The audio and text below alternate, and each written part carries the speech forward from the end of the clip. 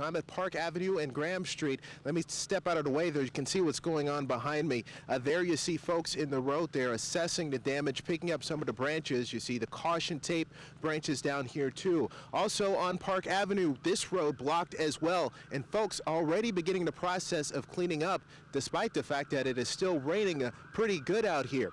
Hi, Mark. We're here at the intersection of Carter Hill and Zelda Road. One of the many intersections in the city that have these traffic monitoring cameras is actually on the pole right across the street from where I'm standing. Keep the airway open, and as long as that airway was open, he was able to remain alive while they took the time to rescue. Let's show you some new video that we got just before the top of the hour. Well, Valor officials want to make sure they're not overwhelmed. Back in 2009, more than 2,000 people showed up here at the Municipal Court building. So many people, in fact, that the line stretched from the Municipal Court building, the police department. WSFA 12 News reporter Bethany Wells is live there with the latest on this developing story. And Bethany, Lee was brought in under heavy security. A change of heart from the superintendent of Bullock County Schools. He says 23 students accused of vandalizing Bullock County High will participate in the graduation ceremony. Standoff unfolding in Alabama as we speak after a gunman burst onto a school bus there, shot the driver, and kidnapped a 6-year-old boy. Samuel King from the NBC affiliate WSFA is near the scene this morning. Samuel, good morning to you. Can you tell us what happened and what is going on at this hour to get this boy to safety? Well, good morning, Savannah. This is a very delicate situation, according to law enforcement. What you see behind me is a command post that has been set up at a church in the parking lot of a church, but that is not the scene. The scene is behind the church, up a hill to where some people live, and the man who is holding this young boy hostage apparently has some sort of bunker. Now, the man, what we're told by police and by witnesses, a combination of both this morning, is that the man went onto a school bus about 3:30 Central Time yesterday afternoon, went on the bus, demanded that 2 children come with him. The bus driver tried to resist. She actually tried to go in reverse, according to witnesses, to get away from this man, and one child, we're told, actually fainted, and he was able to capture that child. He had also shot the bus driver multiple times. The people who live in this area heard what was going on. They scrambled to try to see what was going on, make sure their families were safe, and also try to catch the man, chase after him, and also take care of the children who might have been involved. My neighbor got on the school bus shortly after it stopped and let off a couple of kids, got on the school bus and demanded 2 children. He was only able to get a hold of one, and then I believe he shot the bus driver 3 times and then retreated back on his land and is now hidden in his homemade bomb shelter. And some of the neighbors in this area were evacuated. Others were told to shelter in place. And we've been here at this point ever since. Now, we've moved away from the sort of immediacy of the situation of making sure the children are safe. Everyone is safe except the young boy who's being captured. But we're told his condition right now is as good as can be expected. But Savannah, we're still out here watching this, and hopefully this comes to a solution soon. All right, Samuel King, thank you very much. And apparently this man did not know the boy. A fugitive on the run for 16 years is captured. The same week, his son commits to play football for Alabama. Good evening, I'm Mark Bullock. And I'm Valerie Lawson. U.S. Marshals arrested Danny Foster today in Miami. Foster is accused of shooting his estranged wife back in 1996 while she was holding her 18-month-old son, who was also hit. Today, that little boy, Reuben Foster, is a top high school football recruit who just signed with the Tide. Tonight, his mother talks about the ordeal with WSFA 12 News reporter Samuel King. The exclusive interview new at 10 o'clock. I feel great, man. I'm excited. Throughout Reuben Foster's very public recruitment, his family held a very private secret. You know, we all tried to keep it quiet and stuff, and we knew one day it was going to come out. We knew it was going to really come out for everybody to know what happened. Reuben was just 18 months old when his biological father, Danny Foster, allegedly shot Reuben's mother, Anita Page, in Roanoke back in 1996. Anita was holding Reuben in her arms. And as we walking through the door, we heard stuff say, "Pow, pow." I thought it was firecrackers. I didn't think nothing of that. And next thing I know, I reached to grab Reuben, and I fell to the ground. I got ready to turn around. Evidently, when I turned around, Ruben got shot. Anita and Ruben eventually recovered. Danny Foster was arrested, but escaped twice from the Randolph County Jail. Foster lived a life on the run. Anita Page felt that way about her life as well. I never stopped being scared, but I just stopped trying to live in that box that he put me in. It was never a moment I stopped being scared. She tried to make life as normal as possible for her children. Ruben became a star athlete, recruited by the SEC's top programs. Wednesday, he signed with Alabama. Friday, his mother received a call that was a long time in coming. I was stunned. I couldn't talk. Tears started rolling down my eyes. It was just a relief. But it wasn't quite real until she saw Danny Foster's booking photo. The first time she's laid eyes on him in 16 years. If I saw this man, I knew it was him. He looked just like his daddy. A picture made possible by the U.S. Marshals who chased Foster all the way to South Florida. Man, I appreciate them. I really do. Just to know that me and my kids can sleep. And Anita Page says her son is just too emotional about this to speak on camera, but she says he likely will eventually. He did tweet tonight that he had been led to believe by his biological father's family that he was dead. Mark?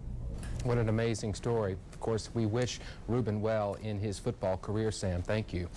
Well, tonight, a WSFA 12 News investigation. Alabama is in the top 10 in the country for vehicles hit by trains. Now, after digging into that dubious ranking, we have learned fewer than half of the state's railroad crossings have gates or flashing lights to warn motorists of an oncoming train.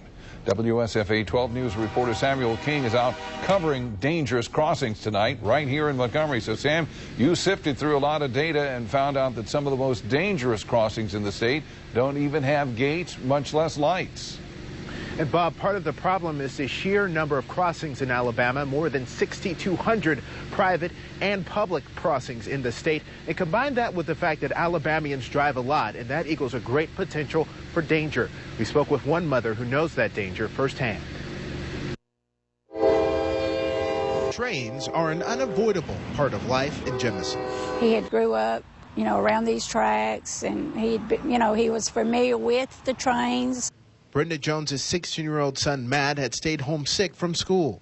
And he had decided that he would wander out to get something to eat. I had left a note to tell for him to, to call me, and he did. And he asked me, he said, "Mama, what do you want?" And I told him. And so the last words, he said, "I love you." And I said, "I love you, and I'll see you this afternoon." Minutes later, he was dead. His vehicle crushed by an oncoming train at an ungated crossing. She believes a gate here, just like the one farther down the tracks, would have made a difference. The bales and the crossings, to be put up to where the assurance of people that would be more aware of it. Getting a gate installed isn't easy. The feds send money to states to pick which crossings get them, or can just get by with other warning signals. And the criteria look at things like traffic volumes, the types of traffic, and accident histories, a number of other things. But those are some of the biggest things in order to prioritize crossings for the available funds. We checked federal statistics to find out which crossings had the most collisions and whether they had gates, lights, or signs. Of the 16 crossings in the state with 3 or more collisions in the last 5 years, only 2 had gates. Others did have flashing lights. This crossing on Tyson Road in Lowndes County had 3 collisions in 5 years, including one that killed 2 people. AlDOT hands out the money to install gates, but it's up to the railroad companies to install them. The $5 million the state got last year paid for 25 to 30 crossing upgrades. But that still leaves 60% of Alabama's public crossings unprotected by gates or flashing lights. So we're making steady progress. It's a slow gain in how fast we can install active protective devices. Even at some crossings with fatalities, like this one, the traffic counts are relatively low, so they're not as high on the priority list. We make every effort to get the projects in place with the railroad companies so that we can get the crossing protection out there where it's needed the most. But gates alone won't solve the problem. Operation Lifesaver works to reduce the number of deaths at railroad crossings and rights of way. The best safety equipment is the driver that makes the right decision.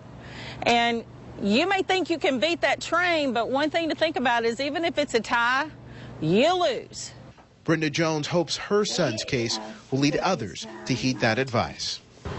You know, just be more cautious at a railroad crossing, look both ways, because I have looked and then get across, there'd be a train. And I spoke with a CSX spokesman tonight, and he tells me that the railroad companies actually don't have the authority to install gates at crossings because gates are considered traffic control devices, not railroad traffic control devices. And he also says that CSX at least works to make sure the sight lines at railroad crossings are clear and also make sure that the horns on trains are in working order because, Bob, those are an effective safety device as well. Jetta? Jetta the rhino is Carrie Brilland's favorite animal at the zoo. Jetta, come out! But Carrie's pleading wasn't quite enough. Jetta and her new calf Ethan did come out earlier for the Today Show cameras. Quite an early wake-up call. We've been here since 3 this morning, and so she probably was awakened earlier than usual. And while the baby calf peeked out a couple of times, we showed Carrie a picture to give her a better look. There it is. And then we can check that further right now. It's a little baby. A special baby, the first U.S. rhino to be conceived using artificial insemination. First one born that way, too. That's kind yeah, that's definitely a good thing. Kind of puts our name out there. Even though there is a male and female rhino here, zoo officials thought it would be best to try something a little different to bring a new Indian rhino into the world. The male rhino, Himmel, had sperm taken to a special facility at the Cincinnati Zoo. 2012, when the breeding recommendation came for Jetta and Himmel, that sperm was brought back to Alabama, thawed, and used for the AI procedure. Jetta gave birth on June 5th. Just very ecstatic that it actually came to fruition. And zoo officials hope the national attention this scientific breakthrough is getting could lead to bigger and better things for the Montgomery Zoo. Nation can only help our zoo, and you know that we would be open for other type venues, whether it be a different species within the zoo. Even its name is special, Ethan. Yes, after the boy freed from the bunker. He came here and visited the zoo not long after that happened and kind of fell in love with the rhino, and so we had kind of told him if things worked out and it was a male, we were going to name it after him. There's 3. 3? That's right. For now, there will be 3 rhinos here at the zoo until young Ethan is old enough to go out on his own. Samuel King, WSFA 12 News, Montgomery.